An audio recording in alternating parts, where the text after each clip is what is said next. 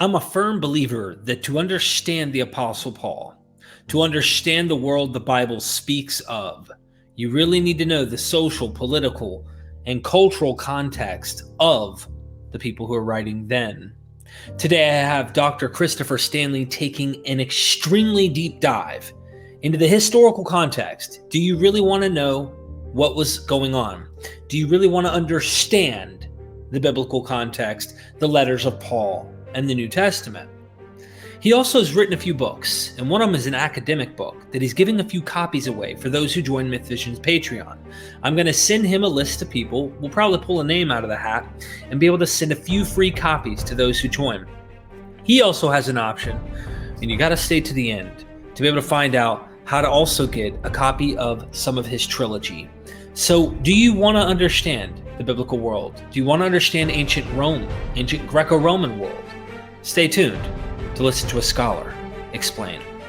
We are MythVision. Welcome back to MythVision Podcast. I'm your host, Eric Lambert, and today I have a special guest who's been on before, Dr. Christopher D. Stanley. Welcome to MythVision. Thanks. It's good to be back with you. Thank you, Dr. Stanley. You've been on, 6, 7, 8 times already. Something like that, yeah. And your book that you just published, which I highly recommend everybody check out in the description, you have an opportunity to win, so stay tuned. Paul and Asclepius, the Greco-Roman quest for healing and the apostolic mission. So if I may, I think it's worth introducing you and having you give a little background of yourself and tell us a little bit about this work. Sure. Well, I have recently retired from St. Bonaventure University in Western New York, where I've taught for the last 20-something years, other places prior to this. My expertise is in the social world of early Christianity, the religious, cultural, historical, geographic, economic, political context of the early Christian movement, and the way in which that helps us to better understand the kinds of events and stories and letters and all that make up our New Testament, specifically Paul. So this particular book focuses, I guess, written or edited 7 academic books plus the 2 novels we'll be talking about today, and dozens of articles and presenting papers around the world and all that. This particular book follows the themes that we discussed in our first, I think, 3 sessions together about sickness and healing in the ancient world, various, what we would call medicinal and magical and miraculous or religious modes of healing, as a background for understanding or speculating about how Paul might have thought and taught his audiences about these things, because he really says very little to nothing about the subject. So a lot of kind of deep social and historical investigation in the book. And I'd be happy to give a couple of copies away to your viewers. This book costs over $100 a copy. Actually, Amazon's got it down to 75 now, but not an easy book not one just goes and picks up easily on the sale rack. So I think you want to say a word about how people might be able to get free copies. Yeah, join the Patreon. I'll be taking notes about who joins the Patreon over the next week or so. And then me and Dr. Stanley will have a drawing, and we'll pick one of the lucky winners. We'll contact you. 2 lucky winners. I'll give away 2 copies. Awesome. And we'll email you, since when you join the Patreon, it'll give you your email. And then you'll get 2 people will be able to get a copy of the book. So join the Patreon. It helps us out. In fact, if I may, just to give a visual, you're not just joining for nothing. I mean, like, I literally worked my tail off. This is with John Dominic Crossan. I just launched this last night. I'm about to launch one on the Moses Scroll, the Shapiro document and stuff like that. I did another one with John. There's plenty with Paula Fredrickson that I've done. There's a lot of stuff. So go check it out. A lot of great people there. Absolutely. A lot of great academics. So check us out. Join the Patreon, and then we will do the drawing, and we'll make sure that you're notified and get a copy of the work. And I want to emphasize that you are a Pauline expert. Okay. Right. I love that about you, because me and my buddy Stephen, we've joined you. We like to get really down into the weeds. And so do you. Right. So that takes me, that forces me, I feel coerced here, Dr. Stanley, to have to bring up your website. And Yeah. it's necessary. A slavestory.com, For the a novels, trilogy. right. Yes. So here is a trilogy of the novels. Are you giving away any audio? Yeah. If people wait to watch this video to the end, we'll talk about ways they can get free copies of the Kindle version and the Audible version. I've got a wonderful reader who did an excellent Audible recording of both books that are out. The third book I'm working on right now, might be a year or so before it's ready. But the first two books form essentially a complete story without necessarily the third, but you really have to read the first two to get the whole theme. And then the third kind of extends it and takes my characters to a different place in the years leading up to the Jewish revolt against the Romans in Palestine. So, but there are plot descriptions on the website, so you get a sense of what's going on in them and how the third volume will then complete that story. Stay tuned so you can figure out how to get a copy of that as well, other than having to technically purchase the copy, because there are ways to win. That's the best way to do it. That is the easiest and best way. If you can afford it, just go for it. Or you could join the Patreon. Of course, we'll figure out something, or however Dr. Stanley wants to work out the novel stuff. So in this case, Dr. Stanley, you're an expert in serious, literal, what the facts are, what the textual criticism points out, what's Paul saying in the Greek. But in order to really do that, as we've seen in our previous episodes, so go check out the other videos we've done with Dr. Stanley, you can't really, and this is me as a layman saying this, you can't really get Paul if you don't know the social, political circumstances in the homes, on the streets, in the centers, in the cities, and even in the boondocks, if I can call it. Like, you got to know all of the different areas. And so that leads me to ask you, as an expert on facts and wanting to get down to the nitty-gritty history, what would motivate you to want to write a historical fictional novel? Okay, so I never imagined to write any fiction. All my books and articles are all more technical, historical, and literary kind of scholarship with a strong dose of social scientific study and various other kind of things. But back about a dozen years or so ago, my wife, who loves historical fiction, just totally out of the blue, randomly said to me, all this historical stuff you do, you ought to write a historical novel. And I said, I don't know anything about writing fiction. I don't know, writing characters and stories and dialogue, never even imagined to do this kind of thing. And then, like, the next day, this wonderful opening scene just came alive in my mind. It's actually what became the prologue of the first book. And so I told my wife about it, and she said, "Hey, that sounds cool." And she's not necessarily a booster. I mean, she's like my worst critic sometimes. So the fact that she thought something like this sounded good was cool. And so over the next couple of weeks, really, this plot line just developed itself, and I kept telling her, and this happens and that happens, and I wasn't really thinking about it. I wasn't really working on it, but it was like it's almost like I was transported into the past and recording the stories about what people were actually doing. Mm-hmm. And again, my wife was encouraging, and then but still there was the question of, well, okay, but you got an idea, can you actually write it?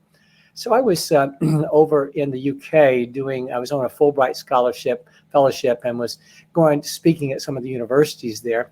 And I was out hiking one day when I had a little bit of free time. And without me even thinking about it, this opening, what became the prologue, was just literally word for word in my mind kind of coming together. And I literally walked along and memorized this, went back to my hotel room, typed it up, sent it to my wife, several pages. And she said, "What do you know? You can write historical fiction." And so it took several years to actually write these books. The first one came out, they both actually came out 2021, because I had all my academic writing and my teaching and that kind of thing to do.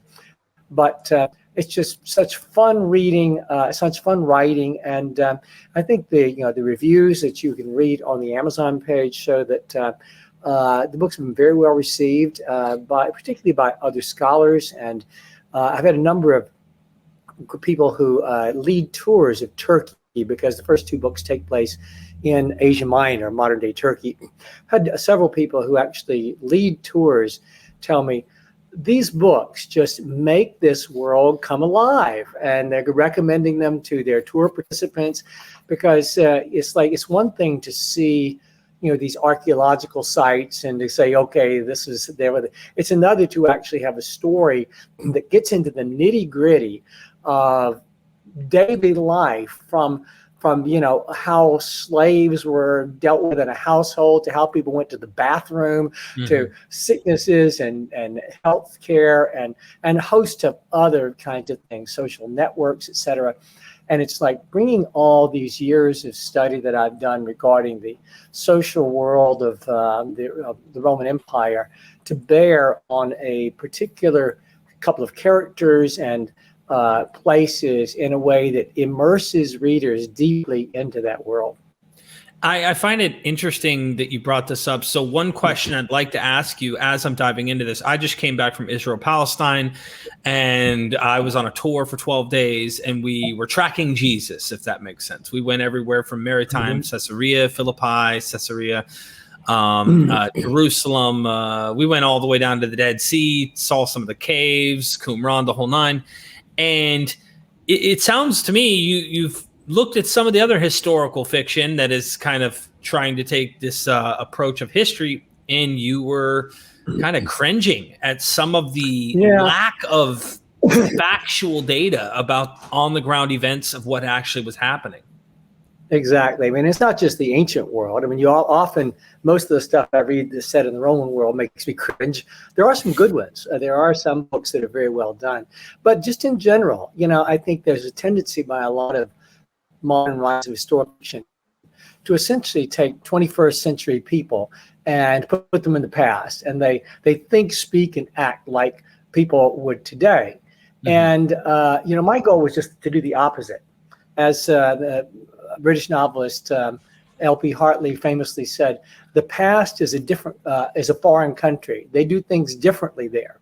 And I really wanted to immerse my readers in the differentness of the past. And not just that, okay, they do things differently, but sometimes they do things that, would be offensive to us. And, their social values are different. Value for example, the valuation of human life is different. Views of women and slaves and a lot of other people by the elites are things that, would be almost the opposite of what we would think today is right. And so, what I've tried to do is take people into that world with all its messiness and sometimes all of its ugliness. In fact, maybe it would be good for me just to give a quick overview of what the books are about. Yeah. That will help to illustrate that. Basically, the story centers on two main characters, a master and a slave. The master is a kind of low-level elite guy in the Roman colony of Antioch near Pisidia, which is kind of in central Turkey. And he is moving up in the world, and but through things I won't get into, ends up having a downfall. He's got a sickness, and that sickness becomes more and more the focus of the story. In fact, it's worth noting here that that was not my original intent, that the sickness and healing would be so central, but that came from actually going and doing some really nitty-gritty on-the-ground research on the sites in Turkey that I wanted to work on, and realizing there were these healing centers everywhere, and got me into thinking about, what was driving people to these places, which eventually led to this Paul and Asclepius book, but it also led to these novels. And so he ends up, the two of them together end up making a journey across Asia Minor to Ephesus, and eventually to Pergamon, to the sanctuary of the Greek healing god Asclepius there. And he's had a dream where he believes that Asclepius has assured him that he's going to be healed there. Lots of other things happen along the way, and there's lots of stops and kind of making these various sites along the way vivid, and what it was like to travel in the ancient world, and where people stayed and how they ate, and a host of other kind of things like that. But then the kind of nitty-gritty of how a healing sanctuary worked in the ancient world, and the experiences he has there, where eventually he's disappointed. And then the second book traces the return home and his despondency that leads to some rather bad outcomes. And but there's also another whole, and he eventually ends up back home. But there's another whole secondary line where the main character, the slave, who ends up being the main character, and that's why it's called a slave story trilogy. He is, through ways I won't get into now, he discovers eventually that things about his birth and his past have been hidden from him. And once he finds out what has been hidden, it promotes a crisis of identity on his part. In fact, maybe I'll just say he discovers that his mother had been Jewish, and he lives in a world that I illustrate very heavily in the book, where there's a lot of anti-Jewish sentiment. He's grown up with anti-Judaism around him. So it's like, what do you do when you discover that you're one of those weirdos? Are you going to accept that? You're going to reject it? How you work that through. And so he meets a young woman, a love interest who's Jewish, who helps him work through those things. And the second book ends with them on the way to Israel, hoping this is like, nirvana, and discovering that they've arrived in the years leading up to the Jewish revolt and all the turmoil that's going on in Israel. And how are they going to handle that, particularly given that he's had a very positive experience of the Roman world, and he gets into this world where there's a lot of anti-Roman sentiment. And so the third book follows them on through this difficult period of a couple of decades and what comes after that. And along the way, he's going to have a little bit of encounter with a guy who we call Josephus, and is going to have some reflections on him, Jewish historian. He wrote about this period. So in general, I intentionally avoid having real historical characters. When I went and visited these places on the ground, it brought to life some of the stories or the things that are mentioned about these people in history. And so I definitely think that what you did is fascinating for those who are wanting to go and visit Antioch or modern day Turkey and actually look at these places. So these novels kind of bring up the idea of like what it must have been like to be a Jew in the Greco-Roman world. And I'd love to get you to comment on that, and also mention that when I was over there in Israel, we visited Sepphoris, however you want to pronounce it. Sepphoris, yeah. Right.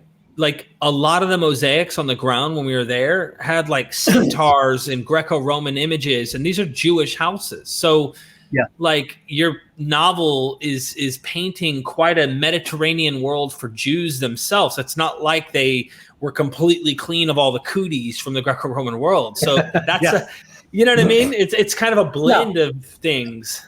Yeah, anything. There's a lot in the books about religion, not in the sense of promoting it or promoting faith. In fact, often in the books, religion gets more of a negative take as much as a positive take.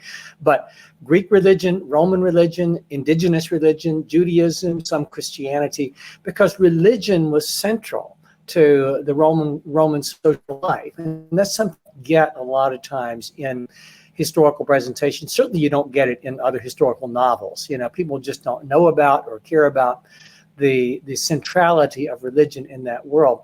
And so Judaism probably gets more attention in the books than any other, because of this kind of whole dilemma of my character about how he's going to respond to the discovery about his own past. Also because it's something I've done a lot of work on myself.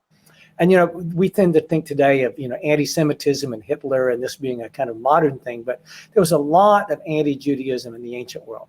I mean, really, Jews were spread all over the Roman world. And so everybody knew about them, and you either loved them or you hated them for the most part. There were certainly, even among the elites, people who found Judaism attractive. They admired its strict monotheism because it cohered with some of their best philosophical kind of understandings of the universe, that behind the many gods, there was the one great creator, etc. And they admired their strict moral lifestyle that was consistent with a lot of philosophical teachings. And they admired their family life and things like this. But more common was a view of Jews as just these weirdos who they were considered atheists because they did not worship the Greek and Roman gods. It was seen as vital to maintaining the favor of the deities on your city they were seen as lazy because they totally did not work one day a week. This practice of circumcision was barbaric to Greeks and Romans, and it wasn't something you can hide, as we might think, because everybody went to the public baths and was naked in front of each other, and it was pretty clear, who was Jewish and who was not. In fact, all kinds of crazy rumors went around about Jews about this, that their men were, sex crazed, chasing after Gentile women, and a host of other things like this. And so the biggest thing was that, this refusal to participate in anything involving the gods. Now, not all Jews were that strict about it. I do deal with that some in my Paul and Asclepius book. But generally speaking, all of Roman life involved, you go to the theater, there are going to be sacrifices and prayers at the beginning. You go to the hippodrome, and there are going to be sacrifices and prayers at the beginning. Do you do that or not as a Jew? And so Jews had themselves mixed attitudes toward Greek and Roman culture. Some of them, like Philo of Alexandria, whose writings we have, were very, they found a way to blend being a good educated Greek with being a faithful Jew. And they didn't see necessarily a conflict, though there were things that you couldn't reconcile between them. Others were very anti-Greek, and probably the best example of that would be the Maccabees in the 2nd century BC, and their resisting efforts to impose Greek ways on the land of Israel, to the point that they took up arms and drove Greek rulers, established an independent, and everything in between. And so in my book, my novels, one gets exposed to the diversity of those Jewish views of Greeks and Romans, in the same way that you also get exposed to the diverse views of Jews by Greeks and Romans. And in fact, the other main character, the master in my story, undergoes an evolution in his own thinking once he encounters Jews and talks with them. So I've got a lot of conversation between a Gentile and a Jew, where you get this perspective of how Judaism looks to a non-Jew in those days, and vice versa, how Jews would kind of dialogue and think about non-Jews. And then once you throw Christianity in the mix, how both of those looked at Christians as being dangerous, because at least Judaism had legal protection from the Romans. The Romans respected the antiquity of Judaism, but these little Christian groups were dangerous. They were not accepted. But then the Romans were always suspicious of people meeting privately, always worried that they're going to be plotting revolt. And they had all kind of crazy rumors that went around about Christians. They're cannibals because they eat somebody's blood and body when they get together. And they have sex orgies, but look at the way they love hug on each other, and just all these other crazy things. You did not want and they were subversive because they followed another Lord and a Son of God. Those were terms that were used of Caesar. That he is the Lord and he is the Son of God. So would you want your kids to be part of a subversive group of sex-crazy cannibals? Of course not. And so that's how a lot of people, thought about Christianity back in the day. So it's a little kind of overview of some of those things. But in the books, you get a lot of actual lived practice of what sacrifices were like, what the kind of wild orgiastic rituals of the goddess Cybele were like, and a host of other kinds of things like that. Yeah, maybe that kind of answered the question of how, the fact that Christianity is rooted in Judaism have affected the success of Christian ideas, but specifically in Asia Minor, how did this impact the fact that Christianity comes out of Judaism? Yeah, in Asia Minor, you had not just Greek and Roman traditions, but you had the native or the indigenous traditions. In particular, there are two deities who play a big role in my novels. One, people may have heard of. She's sometimes called Cybele, Cybele. Greek pronunciation is Cybele, and she was the great mother goddess, earth goddess, that was worshipped under different names. Long history of this in Asia Minor. And then there were a lot of local deities, and one of those is a god named Main, who was the moon deity particularly in Phrygia in Central Asia Minor. And the reason I mention him is because Antioch near Pisidia, where my story begins and the home and ends, right outside that on a hilltop is this sanctuary of the god Main. And so I actually have them go and make an annual festival up there, and what happens there at the temple, and the games that take place, and on and on. And so in this, once one has some understanding of these rituals, in fact, just a quick word about Cybele. She was served by priests called Galli, who carried her image around from place to place, and they would engage in these big public ritualistic displays where they would dance around in music and cut themselves with swords and knives, and then the new initiates would castrate themselves. They're in public. And I have a description of this. I have a description of this. I thought this was Addis only. Like I didn't realize this yeah, no. Yeah, exactly. Addis also. And so, there was this sense of a lot of, more educated Greeks and Romans that this Anatolia place, as they would have known, this is just wacko, full of religious wackos. And so the Christians, in their minds, would just be one more, branch of these religious wackos. That and just to get your expertise on this, Cybele, does this have any connection with Cybele, where we get the oracles from, or? No, that's different. Yeah, okay. Yeah, the Sibylline oracles. That'd be Sibyl. Interesting. I never thought about the fact that the two sound and they're spelled Cybele. It's the Romans took her over. She was the first foreign goddess introduced to Rome, and the name they called her was Magna Mater, the Great Mother. And there was a temple in Rome. There are temples to Cybele all over the place. But they did try to tamp down these rituals. They didn't allow the wild, crazy, orgiastic nature of it in Rome. But that's the only, that they did have some control over it there. They tried at least. Same thing with Dionysus, where you had kind of orgiastic rituals that they, again, tried to clamp down on at times. With the Maenads and all of that. This is an interesting, there's a book, and I plan on getting it when the money's right, where it's called Cutting Too Close or something. And that someone, this is why I love what you do. Someone, and I can't remember the scholar's name, you probably know, is suggesting when Paul's writing to the Galatian church that they had a local Addis cult, and that is Paul kind of doing a joke on the inside when he says, just cut yourself all the way off, in a direct response to the native cult in this region to the Galatians. And so I wonder if there's any significance in Asia Minor with these other cults and Christianity, what kind of influence, but would it have been difficult for Christians? That's an interesting point.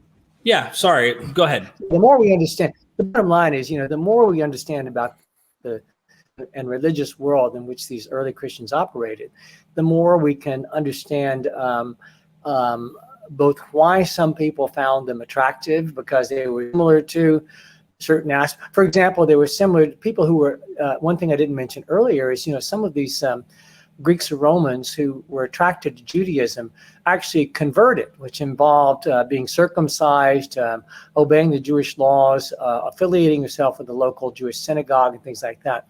But many others did not do that for the social stigma and again, the obvious element. When you go to the baths, people can see there's something different about Joe today. And so it was a very obvious kind of thing to be made fun of and such as that. So there were Greeks and Romans who attended Jewish synagogues, practiced certain Jewish ways like food laws and Sabbath observance, but did not go all the way. And these are the people that Luke in the book of Acts calls God-fearers. Not that they're afraid of God, but they fear or reverence or respect the God of Israel, the one true God from the standpoint of the author of Acts. And so these people become a vital channel for the spread of Christianity. I do have a little bit about God-fearers in there too, because in essence for them, when someone like Paul comes along, they're saying, okay, you can have what you want You can have a relationship with this God of Israel, the one you've come to honor and all, but you can get it cheaper. You don't have to be circumcised, and you don't have to obey these Jewish laws. It's like, sign me up. I'm happy if there's an easier way to get to the same goal. And then those people become, along with Jews like Paul, who were raised in a Greek world and kind of can translate Judaism into a Greek lingo and ideological context, those people too, these God-fearers, they know something about Judaism. They know, obviously, the Greek world and mode of thought. And so between them, people like Paul, the Hellenized, or Jews who know a lot about Greek, and these Greeks who know a lot about Judaism become the transition point, the mechanism by which Greeks and Romans and native peoples who knew little or nothing about Christianity could come to understand what it was about and either reject it or accept it. How significant would you say, and this is jumping topics here, but to the title of your book, how significant would you say Asclepius was in Paul's world? I mean, obviously we've done previous episodes, but yeah. Might be just best to refer people back to, we've got a whole episode in that. Just brief for those who have not heard that. The sickness and injury were total universal factors of life in the ancient world. And therefore, there are a variety of approaches to healing. And one of those, perhaps the most common, was resort to the Greek healing god Asclepius.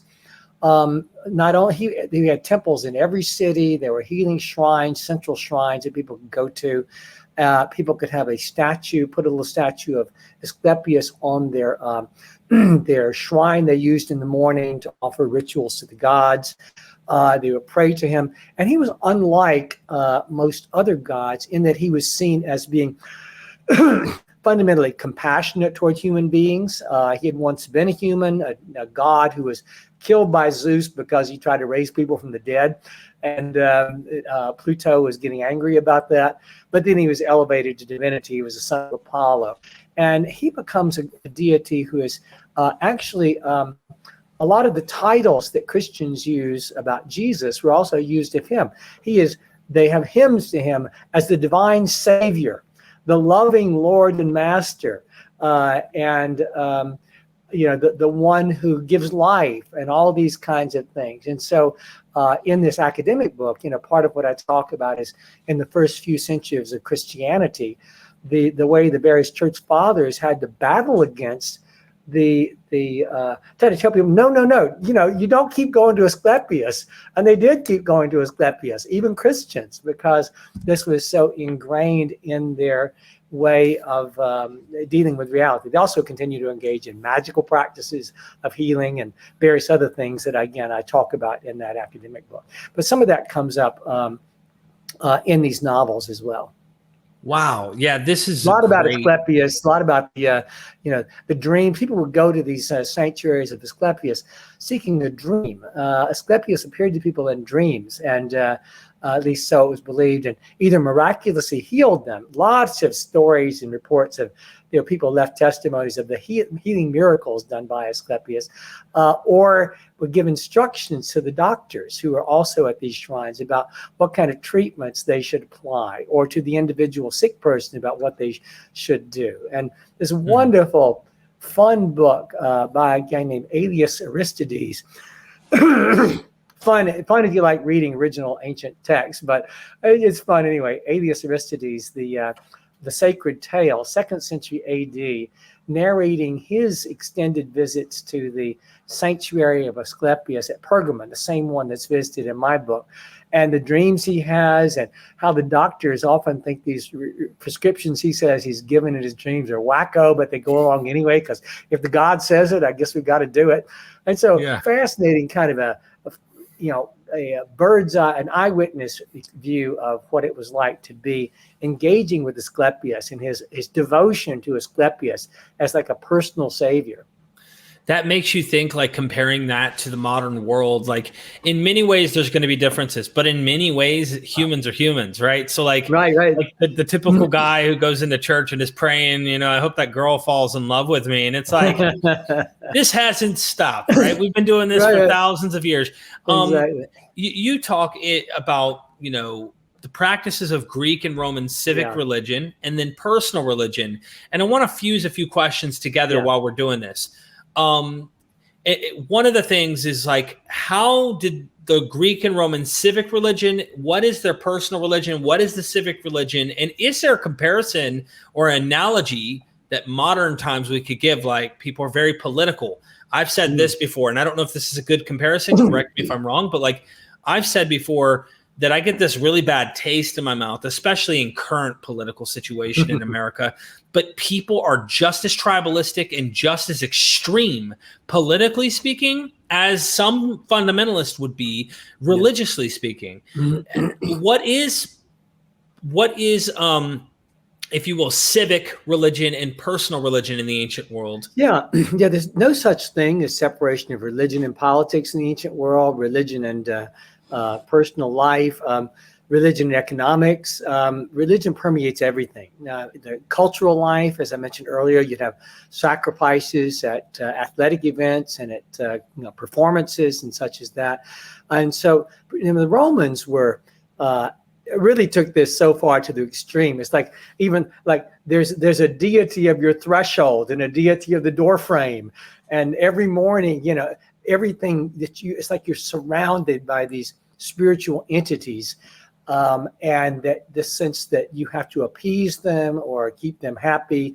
Every morning you'd have a ritual where you honor the family god. So this is more on the personal religion side, but on the civic side, whenever there was any kind of a public event, religion plays a vital role. But even at the higher level than that, the reason for that is that each city had its own patron god or goddess that was by no means monotheistic, but the sense that this god or goddess watches over us. So the best known example of this is Artemis in Ephesus. And so even in the book of Acts, great is Artemis of the Ephesians.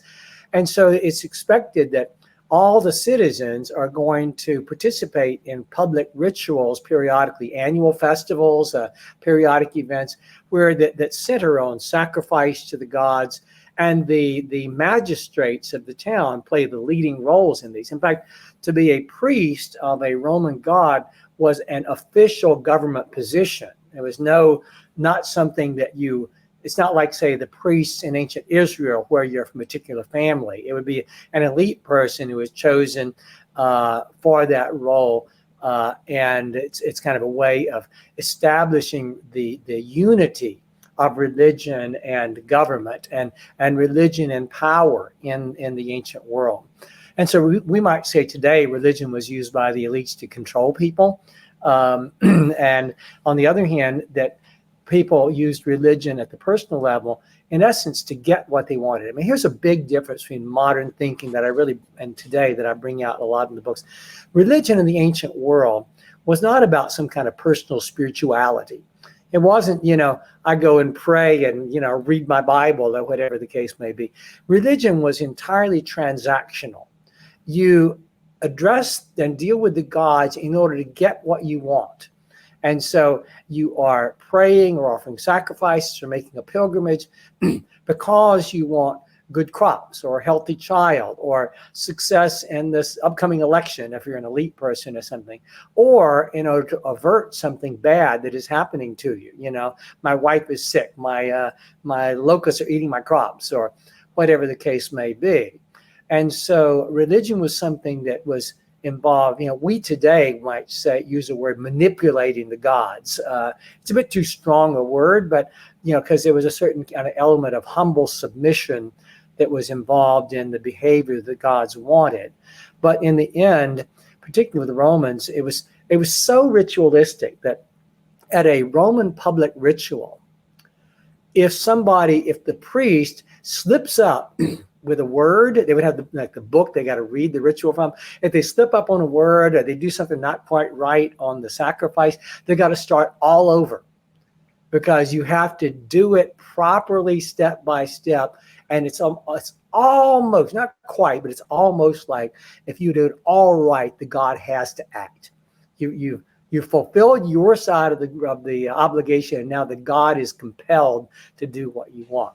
So, very different ideas about religion than we would have today. But, I should say, if I could make a transition, although you can keep me from it if you like, much of this is essentially projecting to the realm of the gods ordinary Roman social life and the way their society was structured and operated so differently than ours. And so I bring about a lot of that out in the novels too. But do you want to talk more about the religion side, or can we shift over to a little bit? We can shift. I just was going to say, can you imagine when everybody's casting lots for who's going to be the governor and priest, stuttering Stan over there? Let's make sure we don't get him the straw. We'll be out there all day. Oh, snap. Oh, yeah. And when bad things happen, you can blame it on somebody who didn't do the ritual correctly. Yeah, exactly. It's always somebody's fault, In fact, several centuries later, when Augustine writes his famous work, The City of God, basically what's going on there is the barbarians have sacked Rome, and Christianity has become so popular. The pagans are blaming the Christians for this. They're saying it happened because the Christians are not honoring the gods of Rome. And Augustine writes his work, The City of God, to say, no, it's the opposite. You folks don't honor the one true God, and therefore, our God is the one who has brought this judgment upon you. And so, everybody is reading the hand of God. In fact, actually, before we move on, you did ask about modern times. And of course, in the ancient world as today, some people want to read the hand of the gods in social events and public events, in the weather. This is just normal. The gods act in all things. There's not a secular world. There's not a world that operates by some kind of laws independent of the gods. The universe works the way it does, not because there are these impersonal natural laws, but because the gods make it so. Right. And so whatever happens, you see, trying to figure out why did the god or the gods do this, and what did I do wrong, or whatever. And so you can associate that today with people, particularly on the conservative Christian side, who want to see God's hand at work in political matters, in the weather. When Hurricane Katrina hit New Orleans, some leaders are saying, well, this is because of their sinfulness. It's God's judgment on that godless city of New Orleans for all these awful things that they do there. So, and the idea that God wants to raise up certain leaders, and God has certain ideas about how society ought to work. To some degree, that's universal. This modern idea that you should separate religion and politics, people thought that was wacko when our founding fathers were setting that up in the 1700s. You can't have a society without a single religion. That's the unifying force of people. And I guess we're still trying to figure that one out. But the impulse to see the gods at work in social and political life, and to believe that you represent the will and the way of the God of the gods that needs to be imposed, that was normal in the ancient world. It's been normal in most human cultures throughout history. Wow. Excellent. Okay. So there's so much we could actually say about religion and continuing in this. You want to talk about social life a bit here. Yeah. Tell us about the social life. Yeah. One of the things that's vital to understand about Roman Greek society, particularly Roman society, that comes out in various subtle ways in our New Testament, concerns the relationships, the highly hierarchically structured nature of Roman society. This idea that all humans are made equal by the Creator, endowed with innate rights. Nothing like that in the ancient world. People are some are made superior and some are made inferior. And so the ones who occupy the upper rungs of society are there because they are, to use our modern term, genetically superior to those on the bottom. And they're also favored by the gods more so than those on the bottom. And so you are where you are in the social pecking order because it reflects your inherent nature. Women in that category, in that schema, are, again, we would use the word genetically inherently inferior to men. Women are incomplete men. They Right.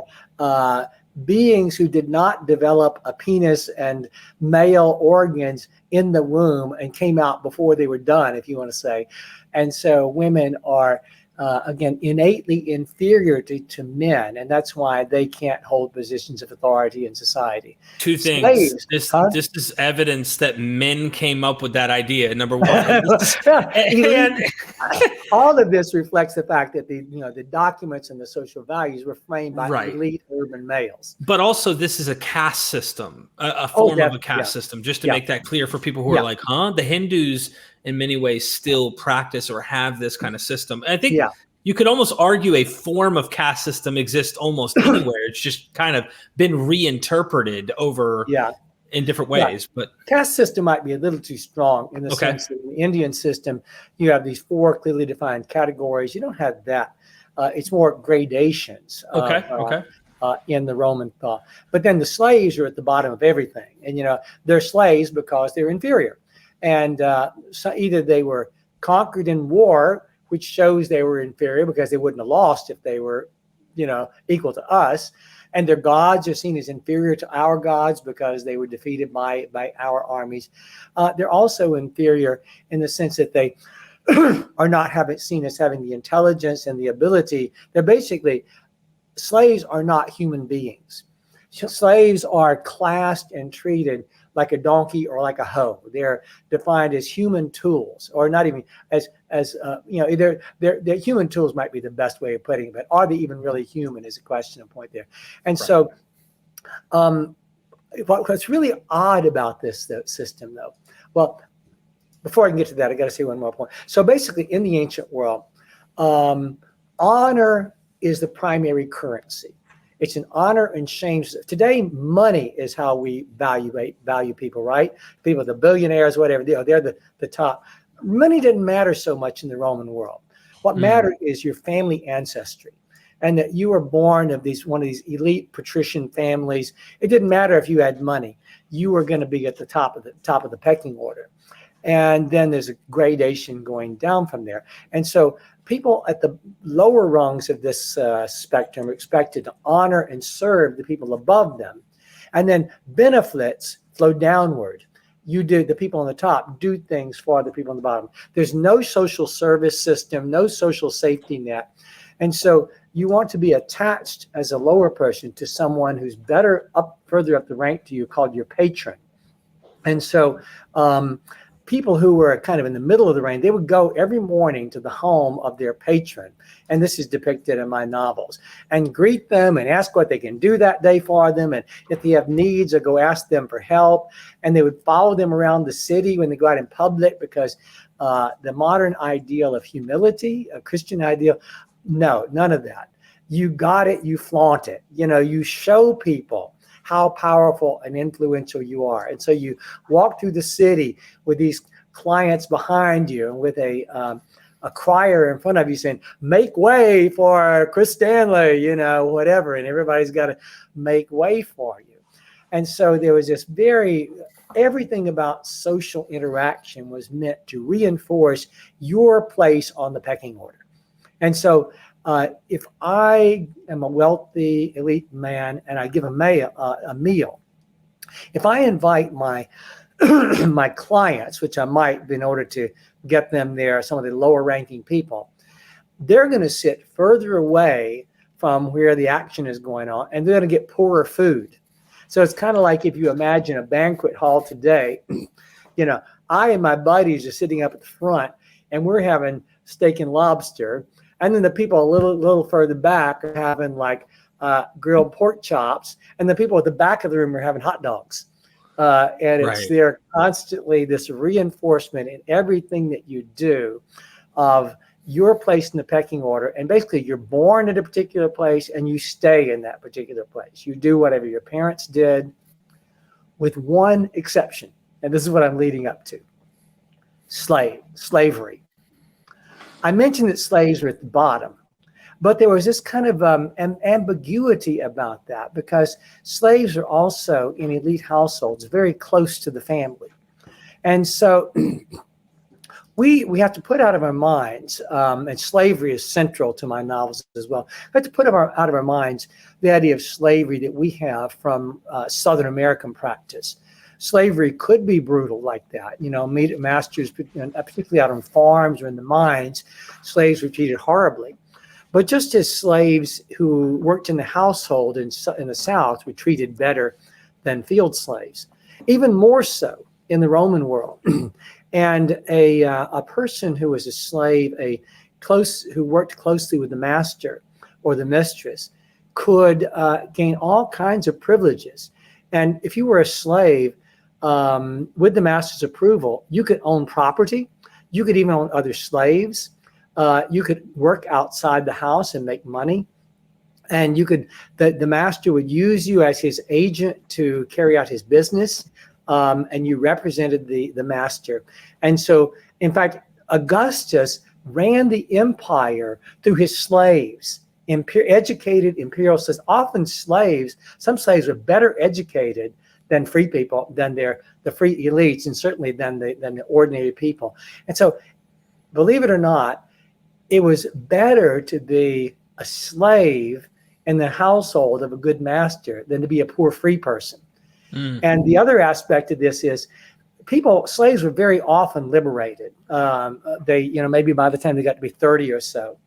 And if you were a slave in a wealthy household like this, and you had a master who allowed you to accumulate property and wealth of your own, you could be freed and be a wealthy person. And so then the elites had this really weird attitudes towards you, that the freedman, there's this kind of image of the boorish freedman, a trope where, okay, they got all the money. I got to go to them maybe and borrow some money from them. I got to butter them up so they'll help me. But they're disgusting to be around. They're just this inferior beings that have no place being where they are at our place in society. So the idea of slavery is actually the one channel of social advancement in the Roman world. Dale Martin wrote a wonderful book that highlighted this for a lot of us, where he deals with Paul's image of slavery and how this isn't just a demeaning thing. It's also a way that can be a mode of self-exaltation, and how the slave gets favored by the patron, and how then for him this means something different when Paul speaks of himself as a slave of Jesus Christ than what we would think today. That's what I was. A lot of rambling there, but let me come back at me with some questions. Yeah, no, this is good. Let's focus on this last thing you brought up. Paul really emphasizes that he's a slave of Christ. I mean, he brags about being a slave of Christ. Our Bibles tone that down by saying a servant of Jesus Christ, but it's just the normal word for slave. Jesus' slave. And, just to kind of make this point, in no way are you trying to say the system of slavery is a good thing altogether. Right. But in this messed up world that we've lived in the way that systems have been run, a lot of this stuff has just been maybe even misunderstanding of the world we live in, and horrible perceptions of this pecking order that we kind of created, which gives people who are born with no choice of their own in certain places in the world, which is why I used the caste system. But I know that carries baggage that I'm not really trying to bring over. It still has this idea of like, you're kind of born where you are on purpose, and there's a meaning, and even the gods view you that way. So Dr. Stanley, just emphasizing the point that people are born where they're born, and this is the social order of things. So I just wanted to get that off of our back as I was leading into Paul bragging about being a slave of Christ. Now, today, we don't like this language, and I think that's why interpreters or translators, if you will, are trying to say, as a servant of Christ. It's just like I serve Jesus. But in a way, is this in its context, based on what you just described about Rome, when Paul says he's a slave of Christ, is there a sense, in your opinion, and based on the research you've done, where he's kind of bragging? I'll give you an example. 1 Corinthians 15, when he talks and lists all the visions and who saw the Lord and all, he says, in the last untimely born was me, but I worked harder than all of them. So he constantly boasts about his place, even if it's last. I'm really first in a way. I'm a slave of Christ. Is this him kind of saying, I am the closest, I am the highest in Jesus? Yeah, I mean, Paul does a lot of ironic things with his language that you really don't pick up unless you understanding something about this world. But yeah, we think that he's demeaning himself when it's you. If you are a trusted slave and emissary of the Lord of the universe, you're actually a pretty high muckety muck here. You know, you're the equivalent of one of these imperial slaves through which Augustus ruled his empire, who gave orders to free men and carried out the will of the emperor. You know, the Romans didn't have a governmental machinery. It was a very loose, decentralized system, but as much as you had of government, it was basically the imperial slaves. But, you know, another jumping off point,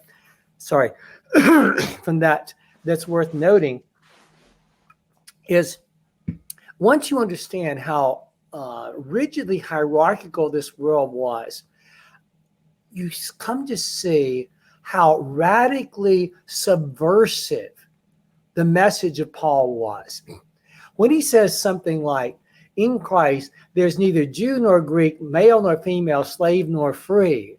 He's saying all these social hierarchies and values that everybody takes for granted are wrong, are contrary to the will of the one who is the real Lord of the universe, the real Son of God, Jesus Christ, his Father, the God of Israel, not Caesar, and not this hierarchy. This is one of the main reasons why people feared and tried to suppress Christianity, because it's saying everything about your social system is wrong. And we're going to live it out in this little group here, meeting in people's living room. And we're going to live out and create this alternate utopian society where it doesn't matter if you're a man or a woman. It doesn't matter if you're a slave or a free person. It doesn't matter if you're an educated elite person or a manual laborer. And all this anti-Jewish stuff and Jewish suspicion of Greeks and all, none of that is going to come to play a role in this group. I mean, just hear how absolutely radically countercultural that message is. Mm-hmm.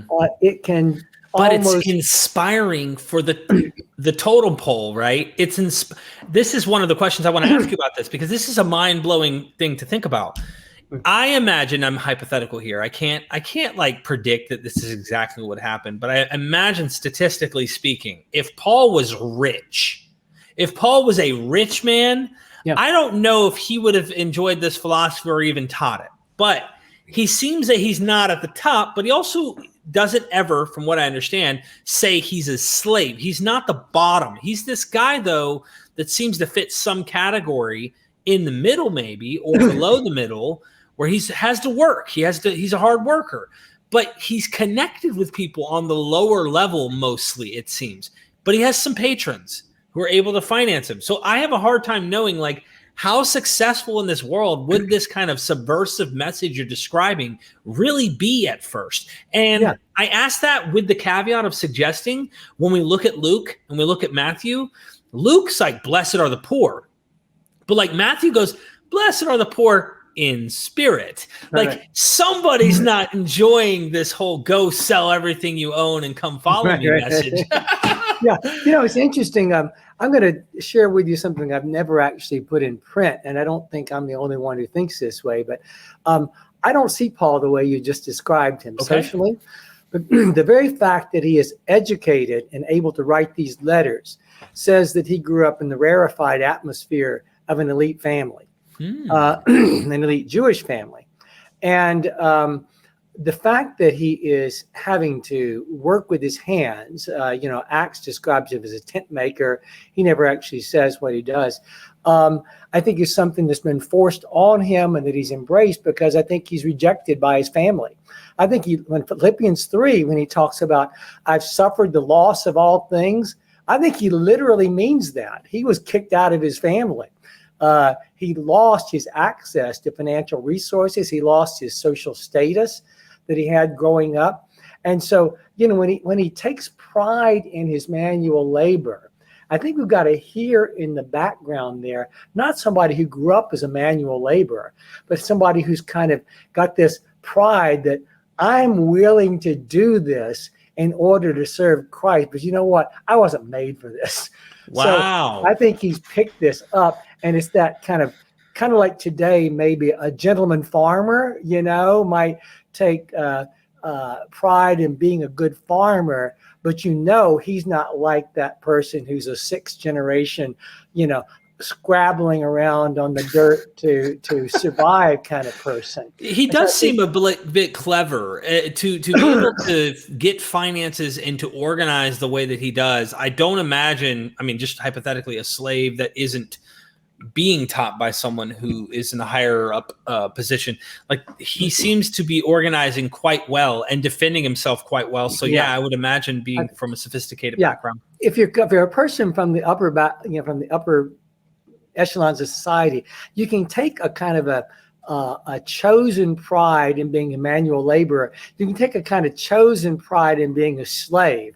A real manual laborer wouldn't have gone around being proud of it. A real slave wouldn't have gone around being proud of it and exalting it, or something like that. So I think that this reflects Paul's, as you say, he's a man of a lot of ability. You don't get that by growing up at the bottom of society. So many of the things that we take for granted as part of a person's upbringing, only the elites had access to.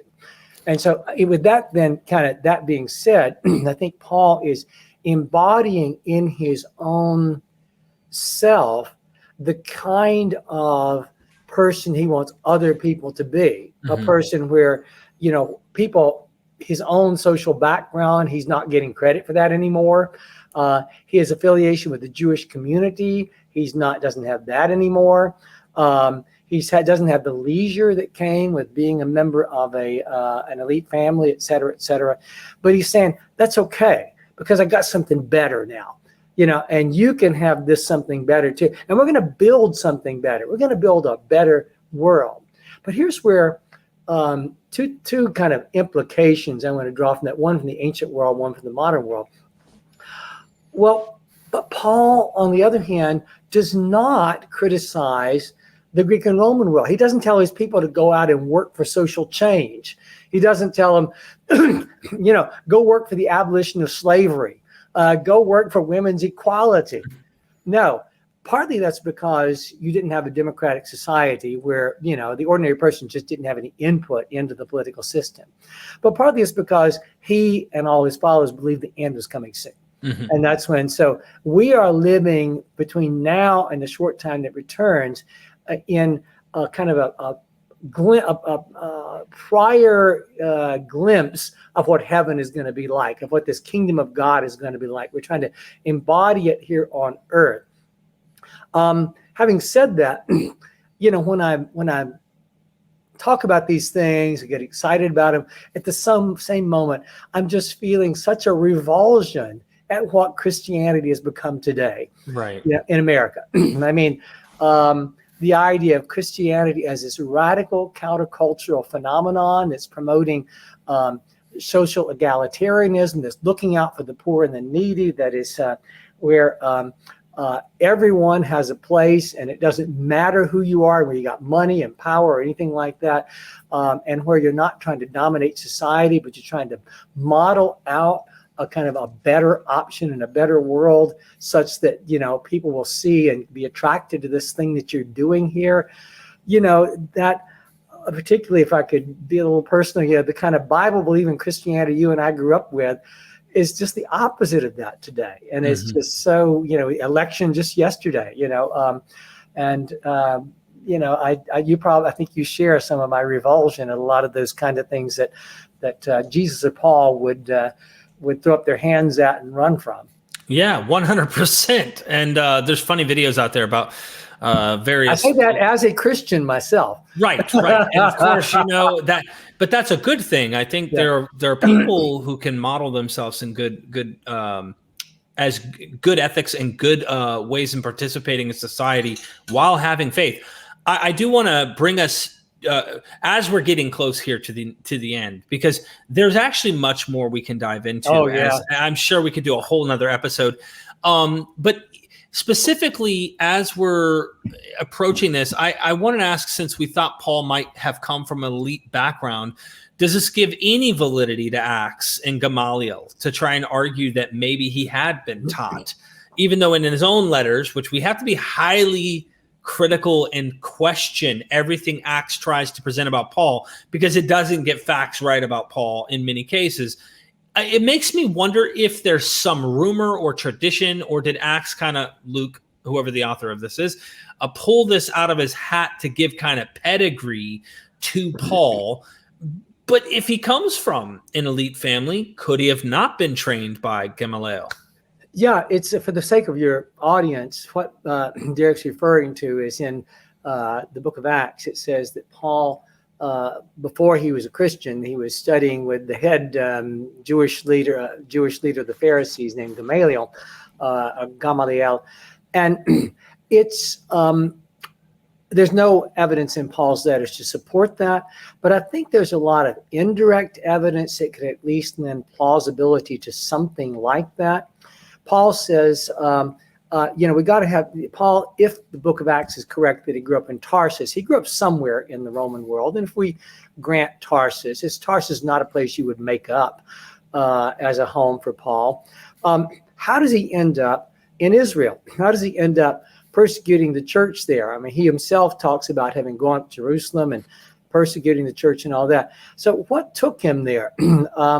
Well, probably some kind of education. He refers to himself as being a Hebrew of Hebrews, an Israelite of Israelites, Philippians 3. He's someone who's very proud of his Jewish tradition. So I picture him as being part of a conservative Jewish family with strong roots in Israel, strong ties, familial ties. Maybe they're fairly recent. If Acts is right that he's a Roman citizen, his family may have done some service to the Romans, either in Israel or elsewhere, perhaps during the civil wars in 1st century BC, Asia Minor, when there's a lot of Jews did do that and provide support, including Herod did a lot of that. A lot of plausibility. They could have been if not wealthy, at least well enough off Jewish family, conservative with ties to Israel, sent their son there to study and be trained in the ways of their ancestors. When he says he does say he was a Pharisee, which is puzzling. That's, as far as we know, there were no Pharisees outside of Israel. He didn't go to the local Pharisaic school or something like that. So that implies that he had training in Israel with Pharisees. Well, does that mean he was with Gamaliel? Who knows? But he says he was, in Galatians 2, he was advancing in the tradition, the ways of the fathers beyond his peers. He was very zealous. And so it lends plausibility, whether it was Gamaliel or something like that. It seems that the basic idea that he's a diaspora Jew, educated diaspora Jew, sent to Israel to be educated in Judaism, that's where he gets his deep knowledge of the scriptures, et cetera, et cetera. It all kind of ties together. Whether the details are exactly right, I couldn't say, but I think that at least the broad picture of how Acts presents that must be valid. There's a fair amount of coherence between Paul's letters and the book of Acts.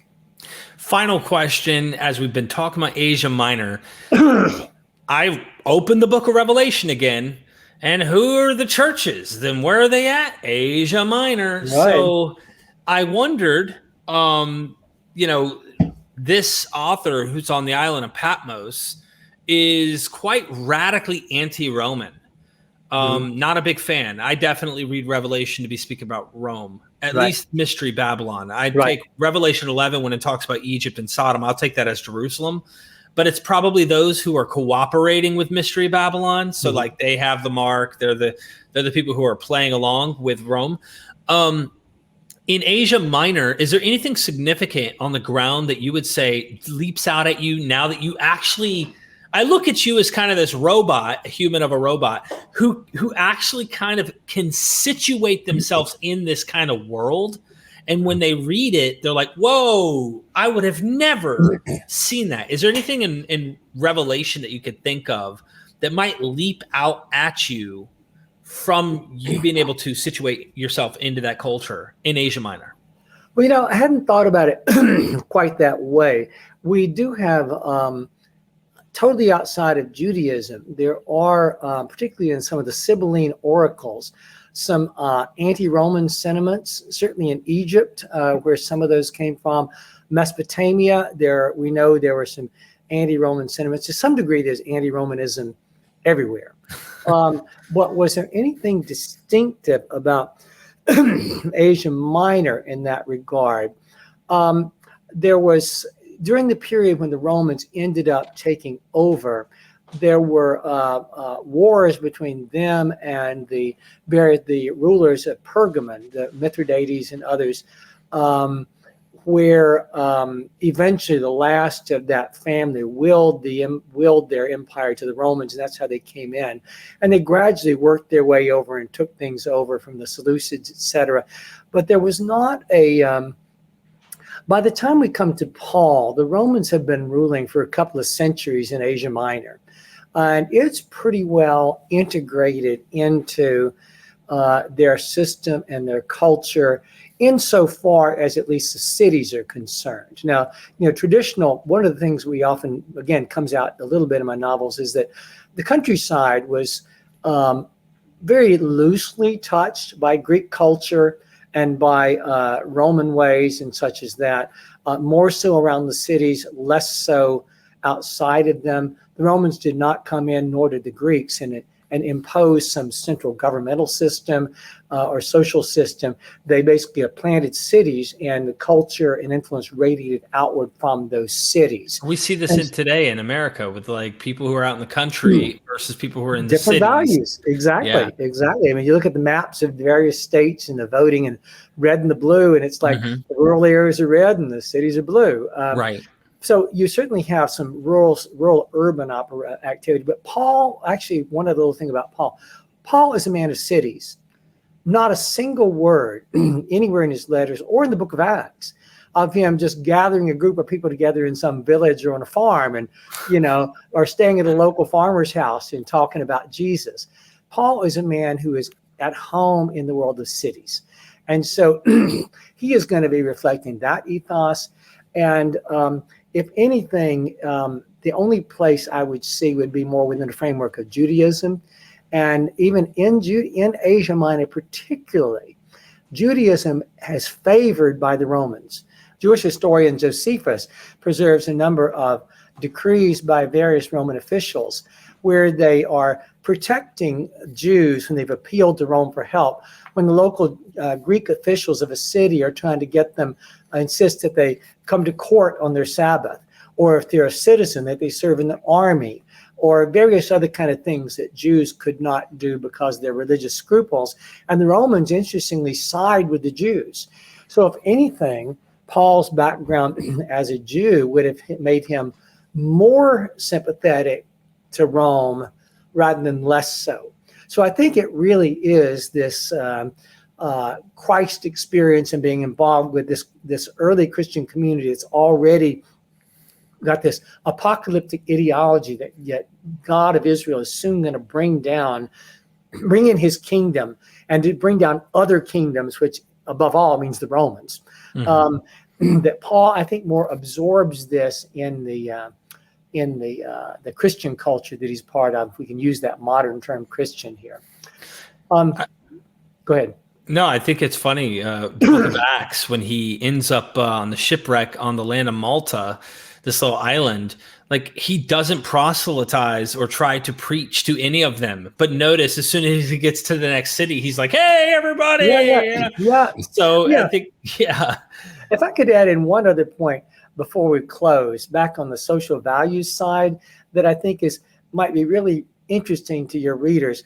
When I talked earlier about the benefits flowing downward and honor flowing upward, and it's a two-way street. Do you know what the Greek word is for that behavior of the patron toward the people below him, the clients? Charis, which is our word that's translated in our Bibles, grace. The word that when we speak about God's grace toward humans, and we understand this patron-client network, any ancient reader would have seen that if one is receiving charis from God, then you owe duties of service upward to the one who is giving you charis. And so this whole Lutheran dichotomy between works and faith would have been nonsensical. The idea that somehow you can receive grace and not act in the appropriate manner to honor and serve the patron who is giving you grace would have been nonsensical. A client who does not offer the proper works to the patron is going to be rejected as a client, is going to be cast off and left to his own devices, et cetera, et cetera. And so, just one little example that I'm sorry I should have mentioned earlier of how understanding the social system, just like slavery helps us to understand better, understanding this patron-client system too helps us to understand a central Christian concept like grace and realize that there's just been this whole, chasing after rabbits that never needed to happen when it comes down to the relationship of faith and works. The answer is yes. Both are part of the way that works out. I think that's a powerful way to end because too often we think, well, once saved, always saved, and I can go and sleep around on my wife and I'm joking around, but God's grace has covered me. And it's like, dude, that's not how it works. But thank you so much, Dr. Stanley. I have to give us a lot of fun. Absolutely. So tell us, we talked about Paul and Asclepius for anybody who's actually interested in signing up for the Patreon. And I will be sure we'll draw it in a week. Me and Dr. Stanley will touch base about this and figure out whose name, and we'll email you 2 lucky winners for joining the Patreon. We'll get a copy. But you mentioned at the end, we could talk about how someone's going to get the Audible or the paperback for one of your, the trilogy here. Yeah, I've got a few paperbacks I could do, so I guess I should throw that in. I was primarily thinking the Kindle versions and the Audible versions. Okay. I can give those away for free on my end, but I do have some extra copies, so I could. Let's do this. I would be happy to give away. Let's start with the Audible version. If you can use, I'm sorry. So let's start with the Kindle, or it doesn't have to be Kindle. You can read on your computer or any other reading device. I'll give away 5 free copies of the Kindle version to people who if you go to my website, take us there for a moment, Derek, to the contact tab so I can tell people how to do this. So if you click on that contact tab, you'll see a contact the author link here. So if you are interested in getting a Kindle copy or of the first book, contact me through that link and tell me, and I will choose 5 people. I will ask you if you, I don't have any way of enforcing this, but I'll ask you to only request one if you're willing to write a review on my Amazon page. And if you do that and tell me you've done it, I just might send you a link for a free Kindle version of the second book. So we could keep that in mind as well. So I'll do 5 copies of that. I'll also do, let's say, 2 copies of the paperback. So if you prefer the paperback, specify that, but the Audible one is the one that's easier. As for the Audible version, if you have Audible, you can, if you're already an Audible subscriber, you can use one of your credits to get either of the books there. But I really would like to get more reviews posted on Audible for my books. And so if you go there, in fact, you can get to the Audible version. Yeah, if you can click on the audio book there, and you click on that link, it will take you to the Audible page. I will also give away 5 copies of both books to anyone who, again, writes reviews. So I'll give you the link to the first one, write me a review, and then I'll send you one to the second one if you would write a review there as well. It doesn't have to be a glowing review. I mean, I think you'll love it and you'll write good reviews of them, but I just would like to get more responses on there to help me with promoting those books to others. So is that clear enough? Use that contact page, contact me, tell me, do you want the Audible version? Do you want the Kindle version? Do you want the paperback version? And I will, as with the other one, I'll allow for a week. So I think you're going to really enjoy them. If you have any interest in the Roman world, if you have any interest in early Christianity, any interest in Judaism in the Roman world, any of these kind of things, I think you'll find the books engaging and interesting. I should say one last thing. I am an absolute stickler for historical accuracy in every detail. When I talk about places in there, when I've got a house or a street, you can go stand on that archaeological site and stand on that spot in a lot of cases. Not every case, because some places have not been fully excavated, but I've used my imagination based on my knowledge of the standard kind of Greek city layout and things like this, and customs and practices. I had one guy contact me one time and say, you have a character give somebody the finger. Did they really do that back then? I said, yes, they did. Wow, the middle finger is the infamous ancient Yeah. FU. What a way to, I bet you've never had an interview end on a middle finger. I have never. Everybody have a wonderful day. Really, There you though. go. Good place to end. Wow. Thank you, Dr. Stanley. Everybody Okay. go in the description, check out his books, get a copy. You want to know what's happening? I want to know what's happening. Join our Patreon. I'll look out for you on the books. So let's see who the winner is. And never forget, we are Myth Vision.